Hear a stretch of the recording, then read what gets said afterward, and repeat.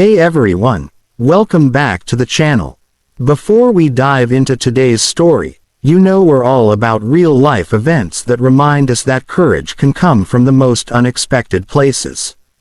So sit back, relax, and let's get into this powerful story that proves sometimes heroes ride on two wheels and wear leather jackets.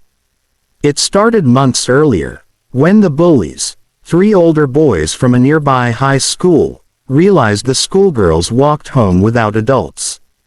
Their harassment wasn't loud enough to get the attention of teachers, but it was enough to make the girls dread the end of each school day. Sometimes it was mocking, sometimes name-calling, sometimes they would grab the girls' backpacks and dump them on the sidewalk. And sometimes, worst of all, they would follow them halfway home, whispering threats no kid should ever have to hear. Emma, the oldest of the three at 13, felt responsible. She tried to shield Zara and Lily, walking in the middle, keeping her shoulders straight even though she felt like crying. Lily would squeeze her hand, trembling. Zara tried to be brave, but the fear always showed in her eyes. The girls didn't tell their parents at first. They didn't want to cause trouble. They didn't want to be seen as weak. And they were afraid the bullies would retaliate. So they endured it, day after day. Until one afternoon, things went too far. The boys had been more aggressive than usual. One of them snatched Lily's sketchbook out of her hands, the one she had been drawing in since second grade. She begged for it back, tears streaming down her face as they flipped through the pages and laughed at her drawings, her private world laid bare in their filthy hands. Then they tossed it into a puddle and walked away laughing. That night, Lily cried herself to sleep. Zara stayed quiet at dinner. Emma finally broke down in her room, wishing someone, anyone, would help them. And as fate would have it, help was on the way. Just not the kind they ever expected. The next afternoon, the girls took the long way home, hoping to avoid the bullies. But the boys were waiting anyway. One of them blocked their path. "Going somewhere," he said with a smirk. Emma tried to push past him, but another boy stepped behind her. Then, just as things seemed to be getting worse, something unexpected happened. A deep, rumbling sound rolled through the neighborhood. A sound that grew louder and louder, until the bullies turned their heads. Motorcycles. 4 of them, chrome gleaming, engines growling like thunder, leather vests catching the sunlight. The riders pulled up slowly, parking their bikes along the sidewalk. They were big, heavily tattooed, intimidating, everything you'd expect from men who belong to a biker group. At first, no one knew why they were there. The schoolgirls froze. Even the bullies stepped back a little. Then one of the bikers removed his helmet, a tall man with a gray beard and sharp eyes. He glanced at the girls, then at the bullies, and then back at the girls. "Everything all right here?" he asked, his voice low but firm. The bullies didn't answer. They didn't have to. Their guilty expressions said everything. Emma swallowed hard. We're fine." It was a lie, but she didn't want to make things worse. But the biker didn't look convinced. He crouched down so he was eye level with Lily. "Sweetheart, did these boys bother you?" Lily didn't speak. She didn't have to. The tearful tremble in her chin was enough. The biker nodded once. He stood up and walked toward the boys. "Bothering kids, huh?" One of the boys tried to sound tough. "We weren't doing anything." "That's so?" the biker asked. "Funny. Because I've been hearing things around the neighborhood." The other bikers stepped forward, not threateningly, but firmly. These were men who'd seen things, lived through things, and they weren't about to let a group of cowardly teens terrorize a bunch of innocent girls. The gray-bearded biker crossed his arms. "Now listen up. You're gonna leave these girls alone. Understand?" The boys exchanged nervous looks. One mumbled something under his breath. "What was that?" another biker asked. "We understand," the boy repeated, louder this time.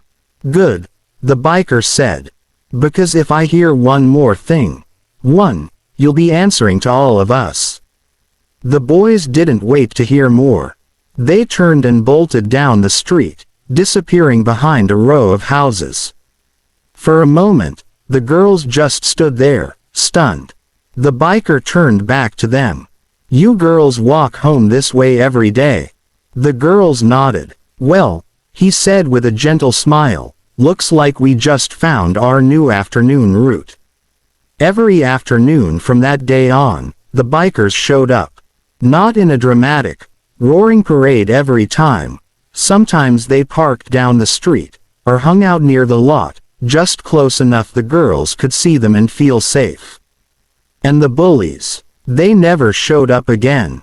But the story didn't end there. Because as the days went by, the girls grew more comfortable around the bikers.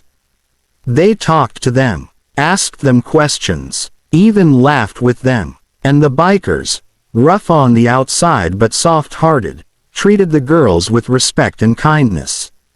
One day, Emma finally asked the question that had been on her mind. "Why did you help us?" The gray-bearded biker looked at her for a long moment before answering. "Because once upon a time," he said quietly, "someone helped my daughter when she was being bullied. And I wasn't there to protect her. So now I make sure no kid feels alone." Emma looked down at her shoes, moved more than she expected. Zara asked, "So, are you like the good bikers?" The man laughed. "I don't know about good," he said, "but we try." The bond between the girls and the bikers grew stronger. They helped Lily recover her confidence in her drawings by buying her a brand new sketchbook. They taught Zara how to stand tall and speak firmly.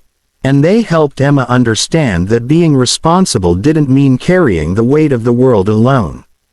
But one Friday afternoon, something unexpected happened again, this time in the best way possible. The school hosted a small community fair, and the bikers were invited. When they arrived, kids swarmed around their motorcycles, fascinated. Parents were hesitant at first, but when the principal explained how the bikers had protected the girls, the entire school welcomed them with open arms. For the first time in months, Emma, Zara, and Lily felt proud instead of afraid. During the fair, the gray-bearded biker kneeled beside Lily. "You draw something new yet?" Lily nodded shyly. "I did. But it's kind of personal." "That's all right," he said, smiling. "You don't have to show me if you don't want to." She hesitated, then opened her sketchbook. Inside was a drawing of the four bikers on their motorcycles, strong, brave, heroic, but with gentle expressions. The biker's eyes softened. "You're real talented," he whispered. "Never let anyone make you feel small again." Word of what happened eventually spread across the community. The bullies were disciplined at their school. Their parents were contacted, and the girls' parents finally learned the full story. They were grateful, not just for the bikers, but for the fact that their daughters had found courage again. Months passed. The girls grew more confident. Their walks home were peaceful. And although the bikers didn't need to escort them forever, they still rode by every now and then, offering a wave or a honk of the horn. Just a quiet reminder. They weren't alone. Not anymore. The girls learned two powerful lessons that year. First, that fear loses its power when someone stands with you. And second, that sometimes heroes don't look like knights in shining armor. Sometimes they look like men in leather vests riding loud motorcycles. Before we end today's story, remember, you never know whose life you might change just by standing up, speaking out, or choosing kindness. Courage isn't about being fearless. It's about helping someone who needs it. If you enjoyed this story, make sure to like, share, and subscribe for more inspiring stories like this. And as always, thank you for watching. Stay kind, stay brave, and I'll see you in the next video.